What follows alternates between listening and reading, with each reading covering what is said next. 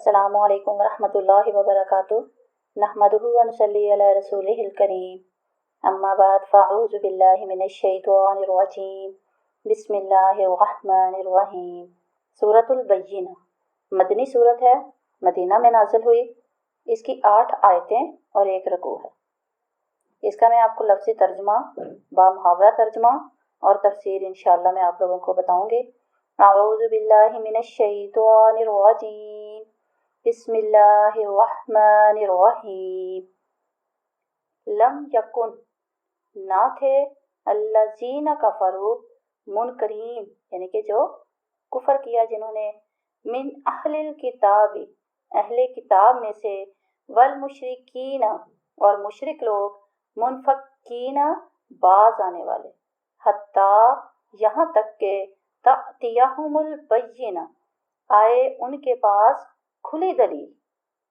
لم یکن الذین کفروا من اہل الکتاب والمشرکین منفکین حتیٰ تأتیہم البینہ، اس کتاب میں سے جن لوگوں نے کفر کیا وہ اور مشرکین باز آنے والے نہیں تھے جب تک کہ ان کے پاس ایک روشن دلیل نہ آتی، کوئی کھلی نشانی نہ آتی، کوئی کھلی دلیل نہ آ جاتی۔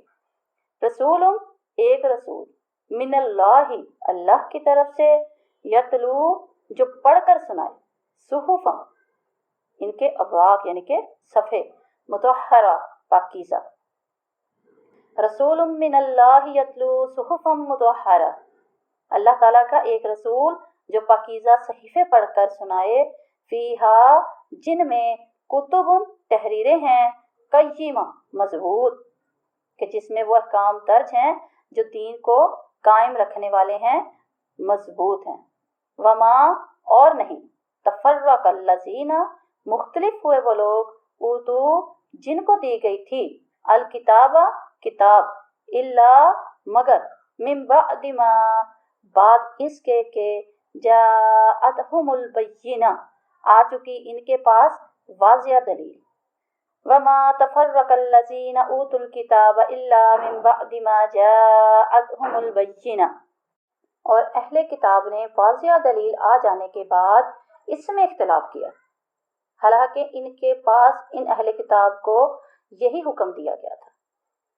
وما امروا، اور حکم نہیں دیا گیا تھا ان کو، الا لیعبدوا، مگر یہ کہ عبادت کریں، اللہ، اللہ کی، مخلصین، خالص کرتے ہوئے، لہو، اسی کے لیے، دین، عبادت کو۔ وما امروا الا لیعبدوا اللہ مخلصین لہ الدین، کہ یہی حکم دیا گیا تھا کہ وہ لوگ خالص عقیدے کے ساتھ اللہ تعالیٰ کی بندگی کریں، اللہ تعالیٰ کی عبادت کریں۔ حنفاء، ایک ہو کر، یکسو ہو کر، وَيُقِيمُ الصَّلَاةَ، اور قائم کریں نماز، وَيُؤْتُ الزَّكَاةَ، اور زکوٰۃ دیں، وَذَلِكَ، اور یہی ہے، دین القیمہ، مضبوط دین۔ حنفاء وَيُقِيمُ الصَّلَاةَ وَيُؤْتُ الزَّكَاةَ وَذَلِكَ دین القیمہ، یکسو ہو کر اور نماز کی پابندی کریں، زکوٰۃ دیں، اور یہی سچا دین ہے۔ ان الذین، بے شک جو لوگ، کفروا، کافر ہوئے، من اہل الکتاب، اہل کتاب میں سے، والمشرکین، اور مشرکین، فی ناری، آگ میں ہوں گے، جہنم خالدین، دوزخ کی، اور وہ ہمیشہ رہیں گے، فیہا، اس میں، اولئک ہم شر البریہ، یہی لوگ ہیں بدترین بریہ، مخلوق۔ ان الذین کفروا من اہل الکتاب والمشرکین فی نار جہنم خالدین فیہا اولئک ہم شر البریہ، بے شک جو لوگ اہل کتاب اور مشرکوں میں سے ہوں گے، دین حق کے منکر ہوں گے، کافر ہوں گے، وہ اور مشرکین دوزخ کی آگ میں پڑیں گے اور وہ اس میں ہمیشہ رہیں گے، یہی لوگ بدترین مخلوق ہیں، استغفر اللہ۔ ان الذین، بے شک جو لوگ، آمنوا، ایمان لائے، وعملوا الصالحات، اور نیک عمل کیے، اولئک ہم خیر البریہ، اولئک ہم، یہی لوگ ہیں، خیر البریہ، بہترین مخلوق۔ جزاؤہم، ان کا بدلہ ہے، عند ربہم، ان کے رب کے پاس، جنات، باغات ہیں، अदनिन हमेशा रहने के, तजरी बहती हैं, मिन तहतिहल अनहारू उनके नीचे नहरें, खालिदीना वो रहेंगे, फीहा उनमें, अबदन हमेशा हमेशा। रज़ी अल्लाह अल्लाह राजी हुआ, अनहुम उनसे, वरज़ू और वो राजी हुए, अनहु इससे। ज़ालिका ये, लिमन इसके लिए है, खाशिया रब्बा जो डरता है अपने रब से। जज़ाउहुम इंदा रब्बिहिम जन्नातु अदनिन तजरी मिन तहतिहल अनहार खालिदीन फीहा अबदा रज़ी अल्लाहु अन्हुम व रज़ू अन्हु ज़ालिका लिमन खशिया रब्बा। उनकी जज़ा उनके रब के पास हमेशा रहने के बाग हैं, जिनके नीचे नहरें रवां होंगी, वो इनमें हमेशा रहेंगे। अल्लाह ताला इनसे राज़ी रहेगा और वो अल्लाह ताला से राज़ी रहेंगे। ये अजर इसके लिए है जो अपने रब से डरता है। सैयदना अनस बिन मालिक रज़ी अल्लाह ताला अन्हा कहते हैं कि रसूलुल्लाह सल्लल्लाहु अलैहि वसल्लम ने अबी बिन काब, जो कि बहुत प्यारी आवाज़ के कारी थे, किरत करते थे बहुत प्यारी आवाज़ में, उनसे फरमाया कि अल्लाह ताला ने मुझे हुक्म दिया है कि मैं तुम्हें लम यकुनिल्लज़ीना कफ़रू की सूरत पढ़कर सुनाऊं। अबी बिन काब कहने लगे, क्या अल्लाह ताला ने मेरा नाम लेकर फरमाया? आप सल्लल्लाहु अलैहि वसल्लम ने फरमाया, हाँ। फिर अबी बिन काब राजी हों अल्लाह ताला उनसे, उन्होंने कहा, क्या अल्लाह ताला के सामने जो सारे जहानों का परवरदिगार है मेरा जिक्र आया है? आप सल्लल्लाहु अलैहि वसल्लम ने फरमाया, हाँ। ये सुनकर अबी बिन काब रजी अल्लाह ताला अन्हा की आंखों से खुशी के आंसू बहने लगे। कतादा कहते हैं, फिर आप सल्लल्लाहु अलैहि वसल्लम ने इन्हें ये सूरत पढ़कर सुनाई। जो सबसे पहली आयत है, उस आयत में काफिरों को दो बड़े ग्रोहों में तकसीम किया गया है, एक अहले किताब और दूसरे मुशरिकीन। अहले किताब से मुराद यहूदो नसारा हैं, जिनके पास अल्लाह की किताब मौजूद थी, अगरचे इनकी किताबों में तहरीफ भी हो चुकी थी और इंसानी अजाफे भी थे। और मुशरिकीन से मुराद अरब के बुत परस्त और ईरान के आतिश परस्त थे, जिनके पास सिरे से कोई इल्हामी किताब ही मौजूद न थी। यहाँ ये बात काबिल जिक्र है कि नसारा भी मुशरिक थे, वो अल्लाह ताला को तीन खुदाओं में एक खुदा करार देते थे। इनमें से बाज हजरात हजरत ईसा अलैहिस्सलाम को अल्लाह का बेटा समझते थे और बाज इन्हें अल्लाह ही करार दे देते थे। बाज लोग अलवहियत में सैयदा मरियम को भी शरीक बनाते थे। इस तरह यहूद भी अजीज अलैहिस्सलाम को अल्लाह का बेटा कहते थे, मगर इनके ऐसे वाज़ेह शिर्क के बावजूद इन्हें मुशरिक नहीं कहा गया, बल्कि अहले किताब के नाम से ही पुकारा है। इसकी वजह यह है कि अहले किताब के दीन की असल बुनियाद तौहीद ही थी और वो तौहीद ही के कायल थे, मगर शैतानी अगवा और बैरूनी फलसफियाना अफकार और नज़रियात ने इन्हें बाज शिरकिया अकीदे में मुलव्वस कर दिया था, जबकि मुशरिकों के दीन की असल बुनियाद ही शिरक था और तौहीद इन्हें सख्त नागवार थी। जैसे कि कुफारे मक्का की इस्लाम के खिलाफ मानदाना सरगर्मियों से साफ मालूम होता है। फिर इस्लाम ने अहले किताब और मुशरिकीन के इस फ़र्क को बाज शरई अहकाम में पूरी तरह ही मलहूज रखा है। मसलन अहले किताब का ज़बीह खाना जायज़ है और मुशरिकों का ज़बीह खाना जायज़ नहीं है। इस तरह किताबिया औरत से निकाह जायज़ है, मगर मुशरिका औरत से निकाह जायज़ नहीं। अहले किताब से जजिया लेकर एक इस्लामी रियासत का फ़र्द तस्लीम किया जा सकता है कि उनसे कुछ जजिया लो और इस्लामी रियासत का फ़र्द तस्लीम कर लो, मगर मुशरिकों के लिए एक इस्लामी रियासत में ऐसी कोई गुंजाइश नहीं। अब आगे आ जाती है काफिरों की किस्में। इसके अलावा कुफ्र और शिर्क के भी कई दर्जे हैं। कुछ लोग ऐसे हैं जो सिरे से अल्लाह की हस्ती के ही मुनकिर हैं। कुछ दूसरे अल्लाह को तो मानते हैं, मगर इसके साथ दूसरों को भी अल्लाह का शरीक बना डालते हैं। कुछ अल्लाह को मानते हैं, मगर इसके रसूलों के या बाज रसूलों के मुनकिर हैं। कुछ लोग आखिरत पर यकीन नहीं रखते और कुछ लोग आखिरत पर तो यकीन रखते हैं, मगर साथ साथ ऐसे अकीदे की भी वजह रखते हैं कि कानून जज़ा और सज़ा का बेकार बना देता है, कि ये कानून जो है वो जज़ा और सज़ा को बेकार बना देते हैं। कुछ अकायद ऐसे हैं, इनमें दुरुस्त हों तो इनके अमाल ईमान के साथ मुताबिकत नहीं रखते। ऐसे सब लोग दर्जा व दर्जा कफ़ारो मुशरिकीन ही के ग्रोहों से ताल्लुक रखते हैं।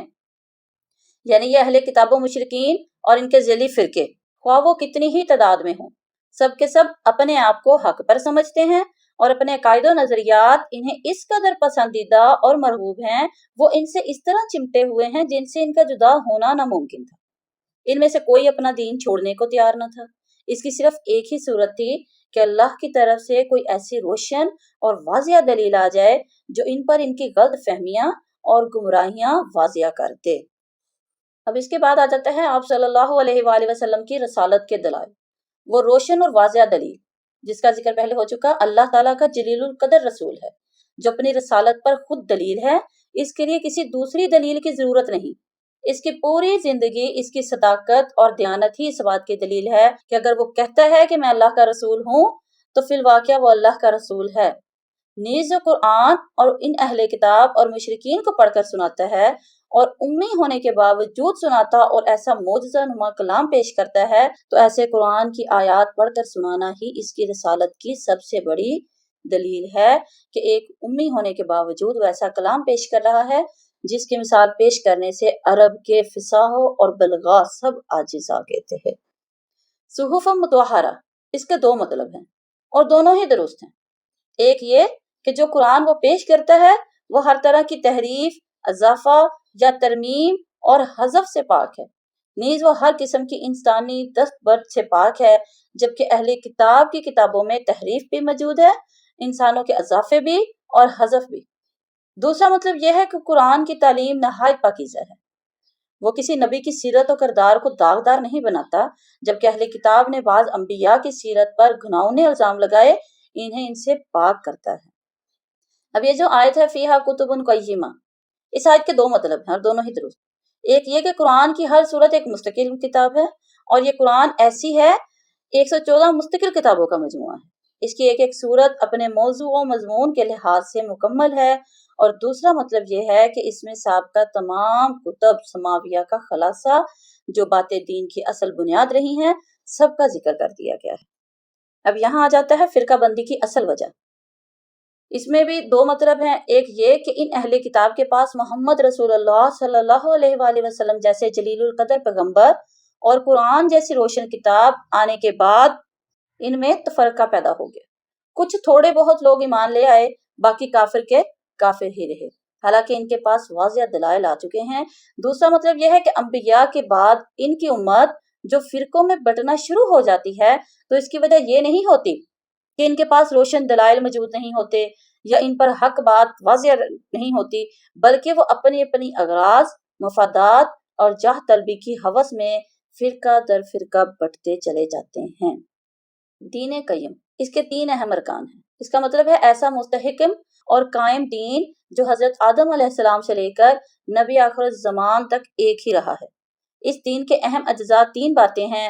ایک یہ کہ اللہ اکیلے ہی کو خالق و مالک سمجھا جائے، اس کے ساتھ کسی بھی نوعیت کا شرک نہ کیا جائے، اس کے حکم اور قانون کو سب سے بالا تر سمجھا جائے اور اس کے قانون اور حکم کے مقابلہ میں کسی دوسرے کے حکم یا قانون کی پرواہ نہ کی جائے، اکیلے اس کی عبادت کی جائے اور یکسو ہو کر کی جائے۔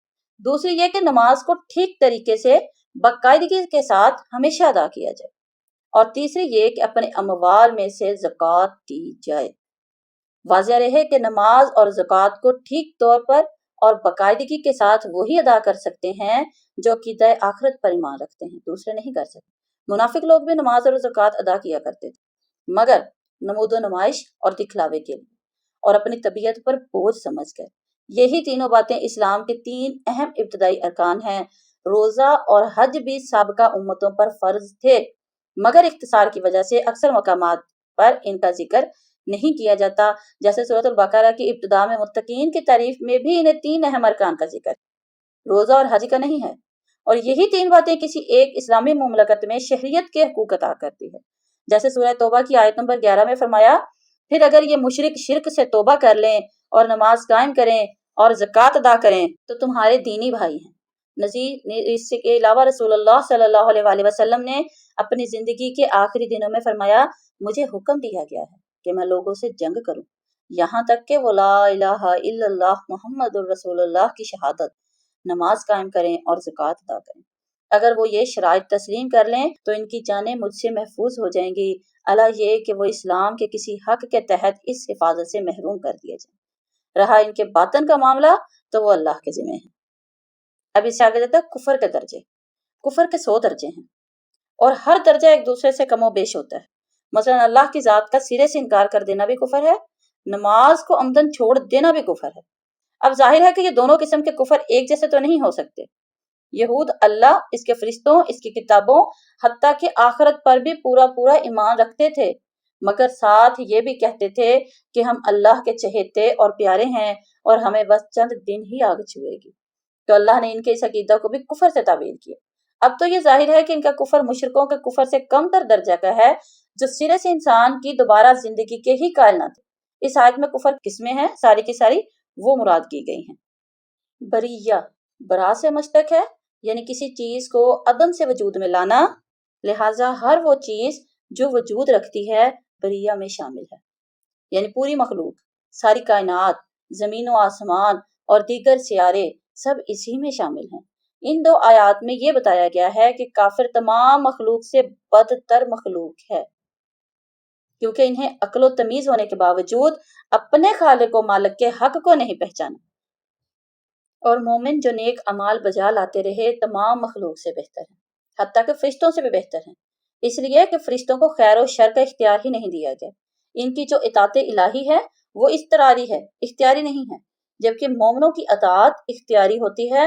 علماء کہتے ہیں کہ عام مومن عام فرشتوں سے اور مقرب مومن مقرب فرشتوں سے افضل ہیں اور افضل الخلائق ہیں.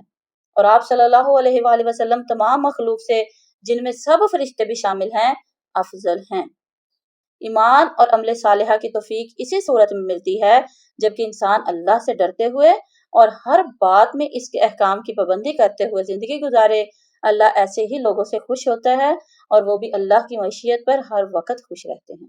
اور جب انہیں آخرت میں اللہ تعالیٰ جنت اور بیش بہا نعمت عطا فرمائے گا تو وہ اللہ سے بھی اور زیادہ راضی ہو جائیں گے.